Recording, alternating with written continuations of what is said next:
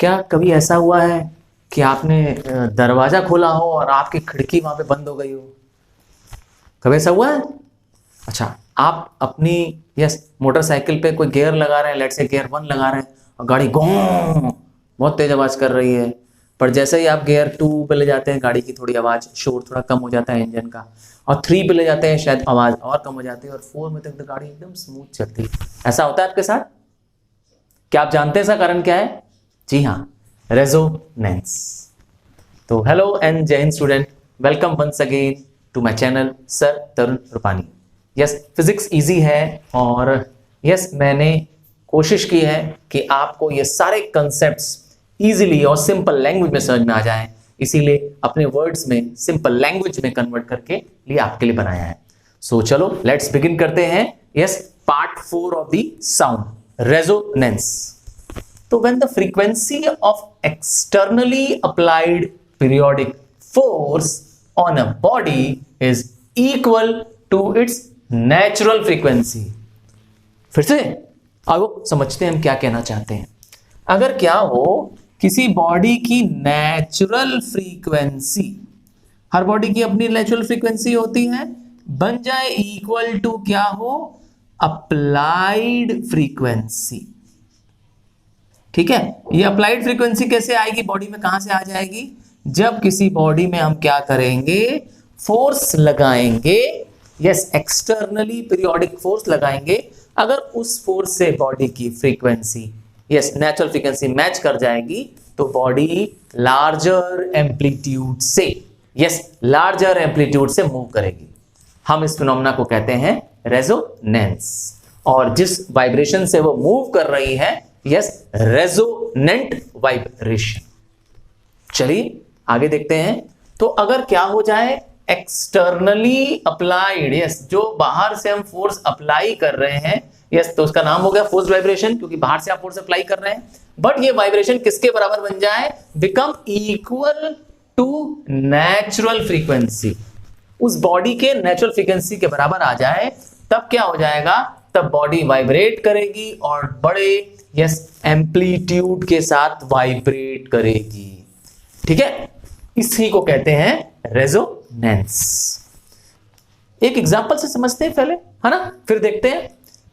एक ट्यूनिंग फोक है ए, है ना, और एक सिमिलर साइज का सिमिलर शेप का ट्यूनिंग फोक ले लिया बी।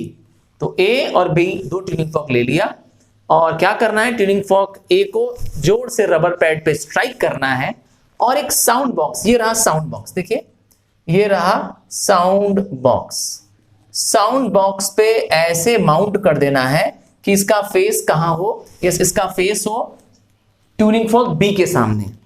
ठीक है, देखिए इसका फेस कहां पे है, ट्यूनिंग फॉर्क बी के सामने है।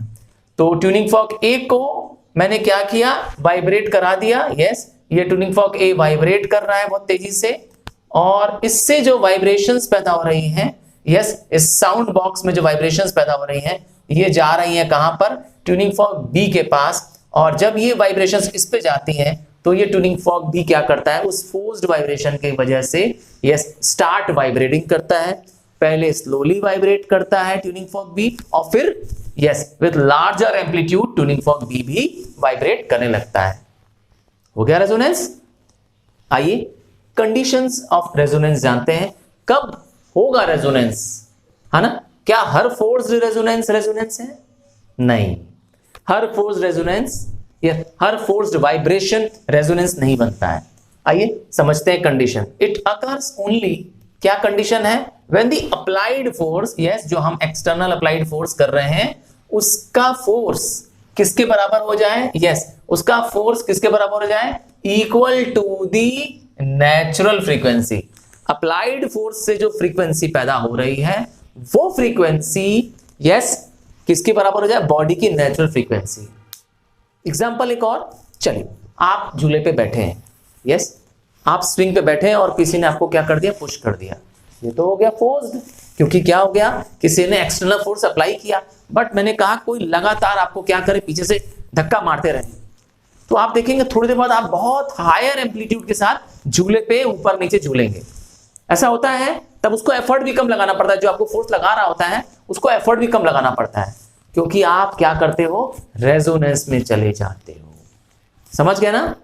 हायर फ्रीक्वेंसीज के साथ आप क्या करते हो, हायर एम्पलीट्यूड के साथ क्या करते हो, आप मूव करने शुरू कर देते हो, रेजोनेंस हो जाता है।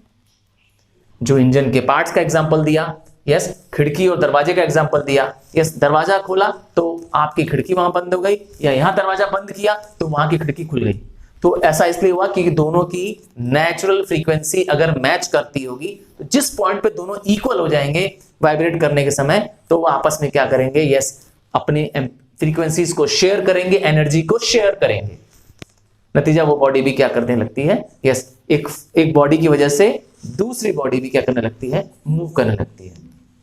आइए एक बहुत सिंपल सा एग्जांपल और देखते हैं, जहां पर आप यस स्क्रीन पे देखेंगे। यस, देखिए क्या हो रहा है, एक रबर स्ट्रिंग है, लेट्स से मैंने नाम दे दिया PQ। यस, ये रबर की स्ट्रिंग लगी हुई है।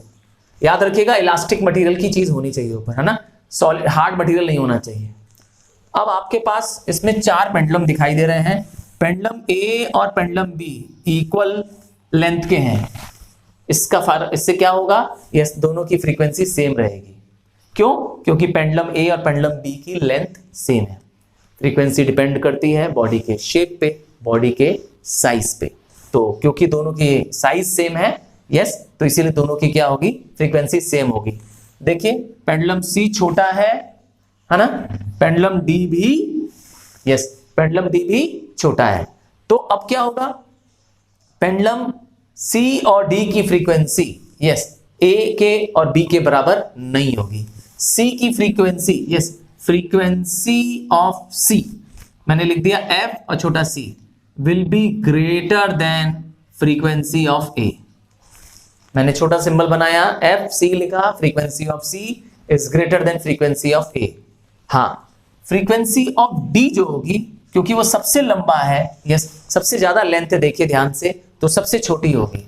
Frequency of A will be greater than frequency of D।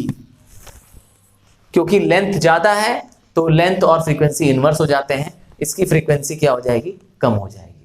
तो आइए समझते हैं क्या करेंगे, आइए रेजोनेंस का एग्जांपल से समझते हैं। तो जैसे ही हम क्या करते हैं, पेंडुलम A को क्या करते हैं, यस, पेंडुलम A को यस पुश कर देते हैं, पेंडुलम A को धक्का मार देते हैं। तो जैसे ही पेंडुलम A मूव करना शुरू कर देगा, यस, जैसे ही पेंडुलम A को हम क्या करेंगे, धक्का मारेंगे, तो सबसे पहले कौन सा पेंडुलम मूव करेगा, सबसे पहले कौन सा पेंडुलम मूव करेगा, यस, पेंडुलम B मूव करेगा। क्यों? क्योंकि दोनों की फ्रीक्वेंसी सेम है। Frequency of A is equal to frequency of B। Frequency of A जो कि क्या है, यस, फोर्स्ड फ्रीक्वेंसी है, और इसके पास फ्रीक्वेंसी ऑफ B जो होगी वो उसकी खुद की नेचुरल फ्रीक्वेंसी होगी। तो दोनों की फ्रीक्वेंसी क्या हो गई, सेम हो गई, रेजोनेंस का कंडीशन पूरा हो रहा है। So now B also starts vibrating. अब जैसे ही क्या होगा, B वाइब्रेट करने लगेगा, यस, B वाइब्रेट करेगा, तो पहले वो स्लो वाइब्रेशन करेगा, स्मॉलर एम्पलीट्यूड से वाइब्रेट करेगा, पर थोड़ी देर बाद क्या हो जाएगा, इसका एम्पलीट्यूड, यस, B के वाइब्रेशन की एम्पलीट्यूड किसके बराबर हो जाएगी, A के बराबर हो जाएगी। थोड़ी देर बाद उसका एम्पलीट्यूड A के बराबर हो जाएगा, और A का धीरे धीरे क्या होने लगेगा, एम्पलीट्यूड कम होने लगेगा, क्योंकि वो अपनी एनर्जी लूज कर जाएगा, यस, उसकी एनर्जी कम हो जाएगी, यस, और B का एम्पलीट्यूड और बढ़ता जाएगा, क्योंकि याद रखिएगा रेजोनेटिंग बॉडी का एम्पलीट्यूड हाई होता है, इंक्रीज्ड एम्पलीट्यूड होता है, इसीलिए B ज्यादा क्या करेगी, तेजी से क्या करने लगेगी, वाइब्रेट करने लगेगी। बट कुछ देर बाद B भी क्या करने लगेगा, यस, कुछ देर बाद B अपना एम्पलीट्यूड लूज कर जाएगा, और A फिर से क्या करने लगेगा, फिर से मूव करने लगेगा, एंड दिस प्रोसेस कंटिन्यूस। ठीक है, ये सीरीज में चलता रहेगा। अब बारी आती है C की, जो C नाम की बॉडी है, यस, ये जो पेंडुलम C है, यस, ये जो पेंडुलम C दिखा, यस, C और D अब इसके बाद वाइब्रेट करेंगे, पर C की फ्रीक्वेंसी मैंने बताया था ज्यादा है ना, क्योंकि इसकी लेंथ बहुत कम है, तो C वाइब्रेट करेगा और D वाइब्रेट करेगा स्मॉलर एम्पलीट्यूड से, यस, इनके पास क्या होगा, एम्पलीट्यूड बहुत कम होगा। किनका, सी और डी वाले पेंडुलम का, क्योंकि ये दोनों फोर्स्ड वाइब्रेशन करेंगे, रेजोनेंस नहीं करेंगे। रेजोनेंस क्यों नहीं करेंगे बताइए, रेजोनेंस क्यों नहीं करेंगे सी और डी वाले? यस, सी और डी रेजोनेंस क्यों नहीं करेंगे? रेजोनेंस इसलिए नहीं करेंगे क्योंकि इनकी नेचुरल फ्रीक्वेंसी अप्लाइड फ्रीक्वेंसी के बराबर नहीं है ना, क्योंकि ए और बी की लेंथ बराबर है, इसीलिए इन दोनों की फ्रीक्वेंसी सेम हो जाएगी। नेचुरल फ्रीक्वेंसी और अप्लाइड फोर्स की फ्रीक्वेंसी सेम हो जाएगी ए और बी के केस में। ये रूल सी और डी पे अप्लाई नहीं होगा क्योंकि शॉर्टर लेंथ की है और ये लॉन्गर की है, ठीक है, बराबर नहीं है। समझ में आ रहा है? यस, तो लाइक बटन प्रेस करो। और फिजिक्स इजी है, आपको सिर्फ क्या करना है, यस, थोड़ा सा हिम्मत बांधनी है, थोड़ा सा कंसंट्रेट करना है और घबराना नहीं है, क्योंकि फिजिक्स से भागने से सॉल्यूशन नहीं मिलेगा।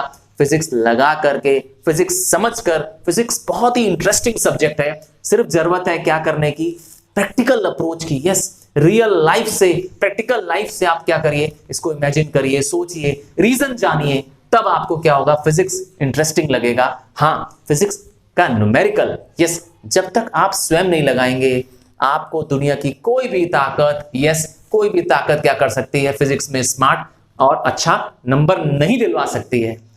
तो अगर आप चाहते हैं, यस, अगर आप चाहते हैं अपने बेस्ट देना, अपने फिजिक्स को स्ट्रॉन्ग करना, तो यस, न सिर्फ वीडियो देखिए, साथ में नोट्स, सेल्फ नोट्स बनाइए, अपने नोट्स बनाइए, यस, अपनी लैंग्वेज में बनाइए, है ना, इनकी हेल्प लेकर के, और नोट्स के साथ न्यूमेरिकल लगाइए।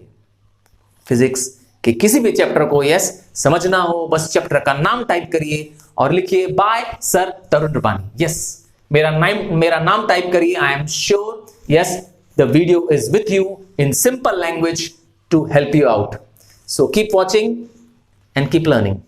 स्क्रीनशॉट ले लीजिए ताकि आप नोट्स भी बना सके साथ में।